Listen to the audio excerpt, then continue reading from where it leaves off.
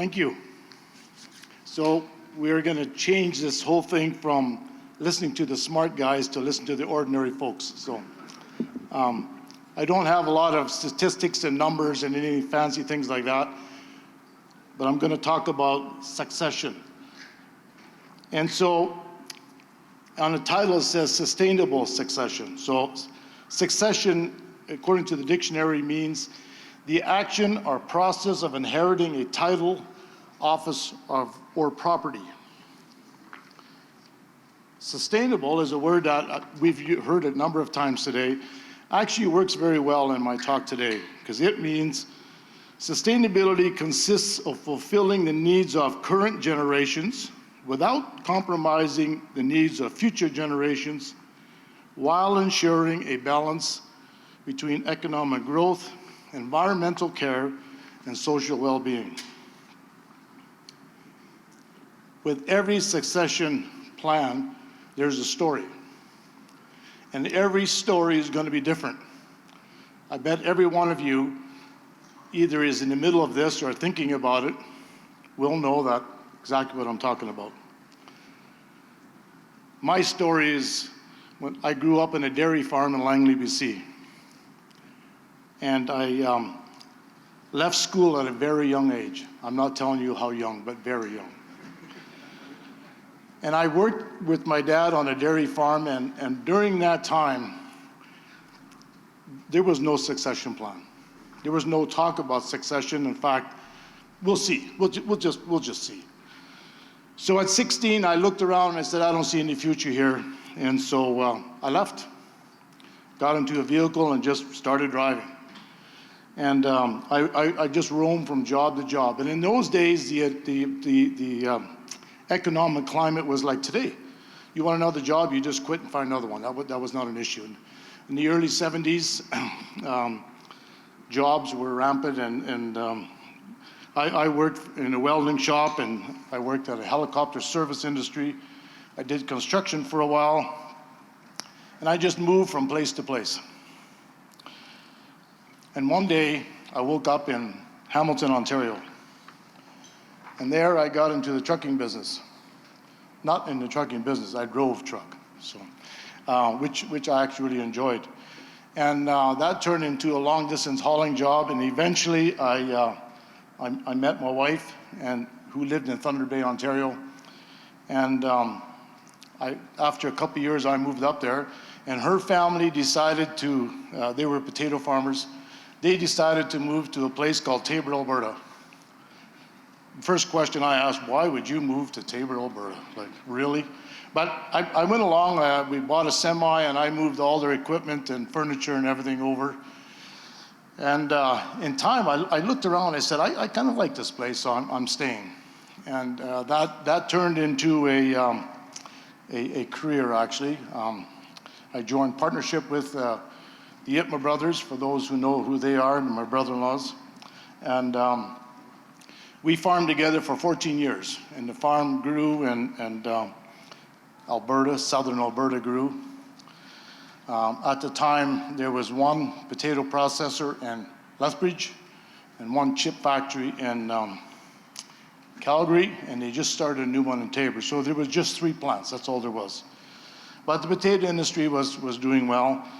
But in 1989, I looked around and I said, this isn't gonna work. There's, as the introduction said, we had 7 kids, 2 sons and 5 daughters, and I said, I just, with the large family that was there, I decided to go out on my own, so I started over. So we started with about 650 acres altogether in 1989, and they were tough years. We just got out of that 24% interest. For those who did survive, and there was a lot that didn't, land prices went to pieces, and I thought it was a perfect opportunity for me to start purchasing land. Well, there was a lot of doom and gloom about you'll never survive. That just made sure I was going to survive. And interest went down to a low of 14%, which was unbelievable, like, wow. And, and eventually, the government decided to give us money at 9%, and we thought we had died and gone to heaven. Like, that was unbelievable. So we started buying some land and slowly built the farm up over time. And that really is the beginning of our succession plan. During the very difficult years, we were surrounded by a lot of great people, a lot of good industry who were there to support us when I couldn't pay my bills. And the potato industry is such that it's actually a very large family. If somebody has a difficulty, somebody else will step in and say, let me help you out. And for me, that was very important during those very difficult years. But we got through it. And the farm grew, and crops prices started to climb up a little bit. I think we got away from our $1 a bushel of barley. Maybe we got $2, but whatever. And we started talking about succession. What are you going to do? I mean, I was probably 45, 50 years old, like, really, succession? Why are we talking about this? My accountant was pretty insistent. He said, you need to start looking at this. So in my travels, I was on boards then already, I got to talk to a lot of large operations and ask them how they did it. And putting all that information together, we had our first discussion. It actually started around a supper table one night when I said, okay, you guys, I have a question for all 7 of you. Who wants to farm? Raise your hand. No hands rose, of course. So I said, okay, I tell you what, you got a week. And in a week, I'm going to come back and I want to ask again, who wants to farm? And you can be boys or girls, it doesn't matter. You girls can farm too. So after a week, the 2 boys said, yes, we want to farm. And so we said, okay, let's get started here. And of course, the first question was, well, what about the girls? Another part of the plan. So together with my wife, Kathy, we started trying to figure out how we're going to do this. What's fair, what's equal, et cetera, et cetera. And so what we said to the boys was, I tell you what, you can work for us for 5 years as an employee. You're right in the bottom of the totem pole. You'll start from the bottom, and after 5 years, you'll make a decision, do I really want to join the business or not? And when you do, when we both agree it's the right thing to do, I'll give you a couple of shares. And when you do that, you can start using those shares to start building up equity, perhaps start borrowing money, et cetera, et cetera. And we were actually kind of hoping during those 5 years they would grow up, perhaps get married, settle down, get all that, and that's what happened. So they actually became very serious about farming and became very serious about business, about getting things done. So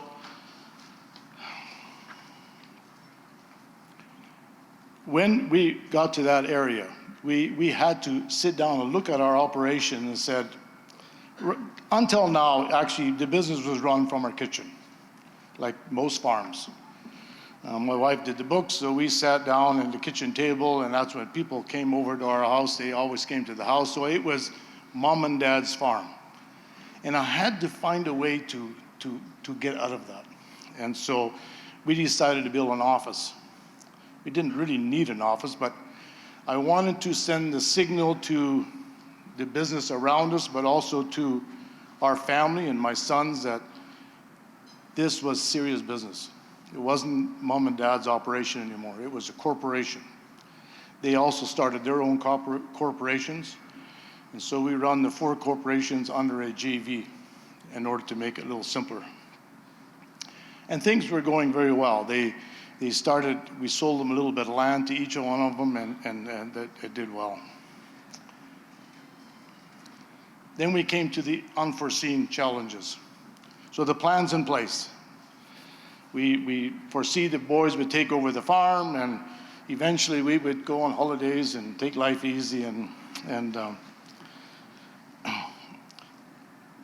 the decision was made during that period that we weren't going to farm together.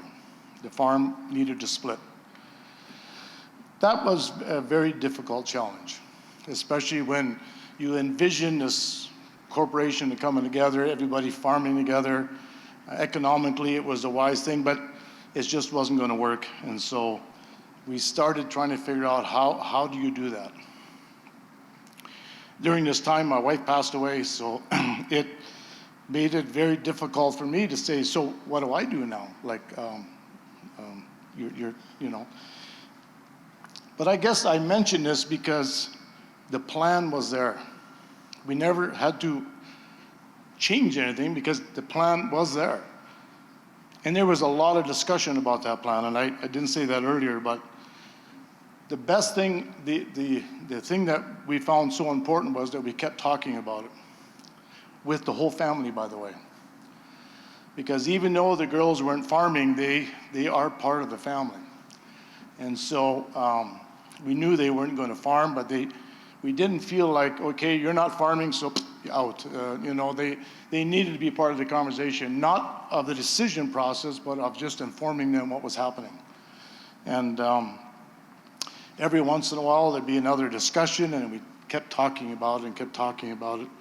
And so eventually, we came to the conclusion, like I said, to split the farm in half, which is very recent, actually. We only had one crop that we've actually harvested since the split.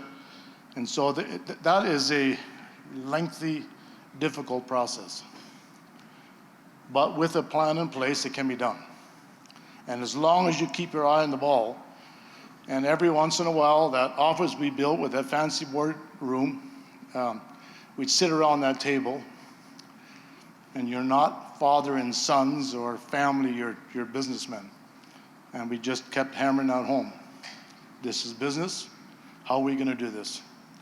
Put the personal bullshit aside, and let's actually get this job done. And so that's where we're in. And now I want to introduce to you one of the two sons, my son Jeremy, and he's going to talk about what this meant for him. So my oldest son, Jeremy. Thank you. There may be some repetition here, but this is kind of my point of view on how this all went. So although I worked on the farm part-time throughout my teens, I didn't really start until after I was 21. I had gone to college. I had worked in some other places, something I encourage many young producers to do. Go work outside the farm for, even if it's only for a year. It's good experience. It's about that time that we started talking about succession seriously. We had already agreed that we would work on the farm for 5 years as employees, and then we would have the opportunity to join the business. My brother and I both did that, and we acquired a small amount of shares that increased in value as the farm grew. By 2012, the business had grown to 3,500 acres of irrigation.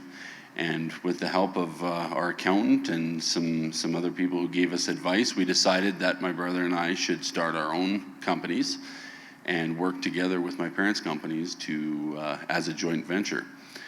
We continued to grow the company. It became very important to ensure that we could sustain multiple families and keep the business healthy.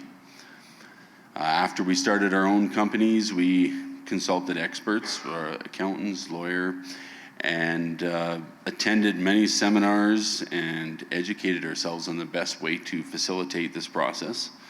I think nowadays there are many resources on succession. There's a lot of people out there that are really good at this. Unfortunately, I don't think there's a foolproof plan that will work for everyone. Every farm is different, and we all have to come up with a plan how to do that. We talked to, like my dad said, we talked to many producers and big organizations and kind of gleaned through what they did and found what worked for us. So that's kind of how it went for me. Some of the things I've learned, communication is key. And I'm sure you've all heard this many times. We, like my dad said, we sat down often, gave everyone the opportunity to voice their questions, concerns, views. We needed to do that regularly. Sometimes you'd have a conversation and you'd go home and think about it, and you would need to have another conversation, right?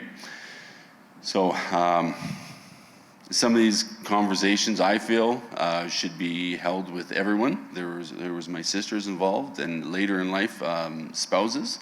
Doesn't mean all of them have to be, but that way everything is communicated clearly, and all involved. Some of these conversations can be difficult, but they're necessary. Like I was saying, one of the things we learned to consult experts. There are people out there that are really good at this, and to go into it and just kind of come up with something on your own, probably not the best idea. Going through this process, I think we need to look at the big picture. What is short-term goals of the farm, but also at the same time, what does the farm look like in 5, 10, 20 years? When you go into succession plan, it's easy just to look at the next couple of years, but we've been in this process for 15 to 20 years, and it really did take that long. So, and I'm glad we had that plan in place to be able to do that. And to go with that, start planning early. If you wait till sons or daughters are of that age, you're almost kind of behind, right? If you can get that plan ahead, and things will go much more smoothly. The last thing I think I learned, always remember to consider the sustainability of the operations when you're making these succession decisions. Throughout the transition, you want to ensure that the farm can be passed down for multiple generations. So that's another kind of ties into that big picture thing. So that's kind of how I viewed this whole process.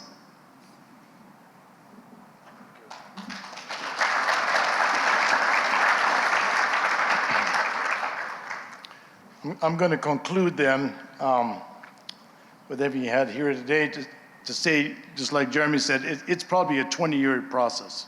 And I know a number of you had said earlier in the day, or, I'm really looking forward to this because we need to think about it.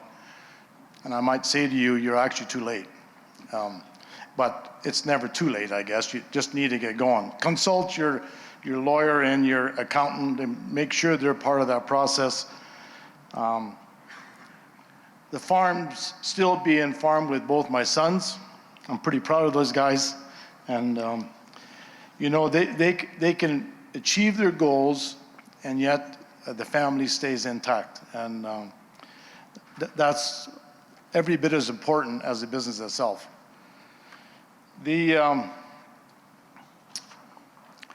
I guess, just to sum it up, conversation, talk to lots of folks, talk to the smart people, the accountants and the lawyers. But we live in an exciting time that I'm kind of sad I can't start again. It's that exciting. If I see how we started on the early 80s, late 70s, they were tough times. Now there is so much future out there. My gosh. It's actually hard to believe. And so that excitement is enough for me to continue practicing retirement. I haven't quite figured it out yet, but I'm working on it.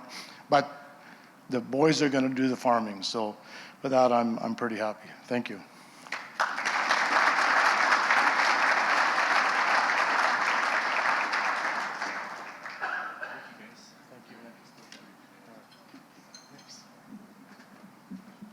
I'm sure if you've got a quick question or two, we've got time if we don't want those guys to escape, but they make a good point, and it's an important process. Thanks, fellas, for that. So if there are no questions for that, we'll move on to the next presentation. Always we have got some questions, Oh, okay, all right, there you go. Mike, you're on. Good to hear that they are just doing the succession for 15, 20 years. That's a quite long time. But I think it has been planned for, and it is being done through a proper planning. That's great to hear. And I'm hearing that they are just always saying to consult with the expert. I was hearing this several times. So I thought, like, doing this thing for 15 years, you guys should be the expert. Why you are calling for another expert? That's my question. Because when I started with the government of Alberta in 2004, when I joined here, I have been just tutored like to hear that we consider that consultants are the expert, and hearing about them that they borrow your watch to tell you the time, you know. So that's what I learned. So I'm thinking, what type of expert you are talking about? I'm not sure I completely understood your question. First of all, I don't think we ever become experts because we never quit learning, never. And so, can somebody tell me actually what the question really was? I think the question, Mike, was you mentioned that you consulted experts, and I'm sure that in the potato growing business, you and your sons are the experts.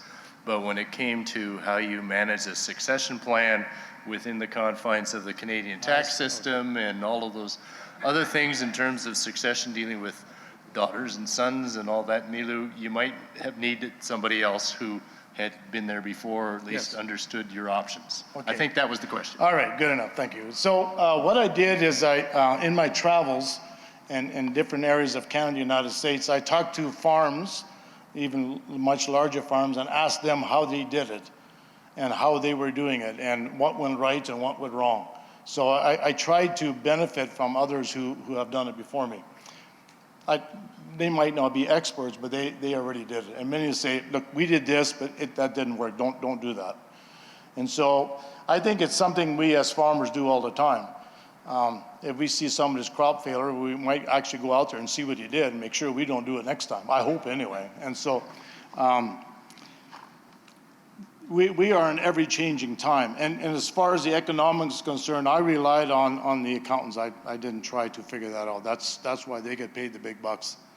And so, and that also takes a long, long time. Like, it sometimes drives me crazy how long this actually takes. And in farming, remember that you're planting and harvesting in 12 months. So you say, well, let's try this for a year, and then it's another year, and another year, and another year. And that's why, and when you want to start separating or changing things, you're always talking 12 months. And so, but anyways, I hope that answers your question, sir. Anybody else?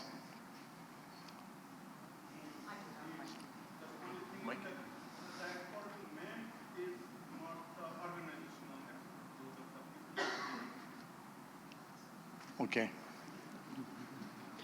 So do you have a champion in your family that sort of oversees some of the familyness, some of your meetings, some of your learning? Is there anybody that sort of steers this as you're thinking about your business continuity and your family continuity? My wife, before she died, always said to me, I got Ritchie Brothers on speed dial. You buggers, you make sure the family is first, and otherwise Ritchie Brothers is on its way. So that was, how much more steering do you want?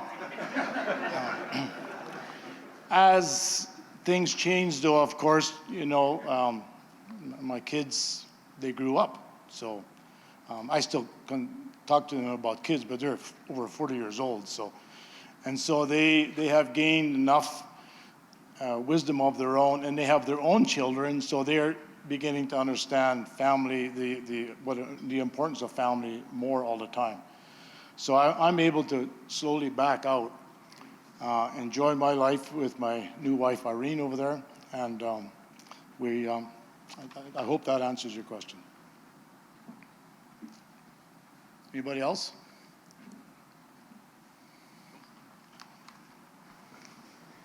Your attitude toward a better future was very encouraging to hear. Can you elaborate on that? Like, is it the commodity prices that have increased? Is it the technology that helps you guys focus more? Or just build on that, please, a little bit. Okay, I think what I'm referring to, commodity prices, of course, that helps, but opportunity. You know, in the earlier years, we would grow grain and barley and some other crops as fillers, and we hope potatoes or sugar beets, whatever that was kind of the main component of the income. Now, you know, the things that we are able to grow the opportunities we have of export. Like most of our crops now are being exported. The irrigation part is probably one of the most exciting parts. And I still do a lot of traveling, and everywhere I go, Southern Alberta or Alberta as a whole, that's a big hot topic. What's happening over there? Because of the areas of the world, and somebody else talked about that earlier, where they're cutting irrigation acres because they're running out of water. Just that alone, and the panel that was sitting over here, and what they all talked about, my goodness, did we ever dream that was going to happen 20 years ago? I don't think so. So that's kind of what I was referring to.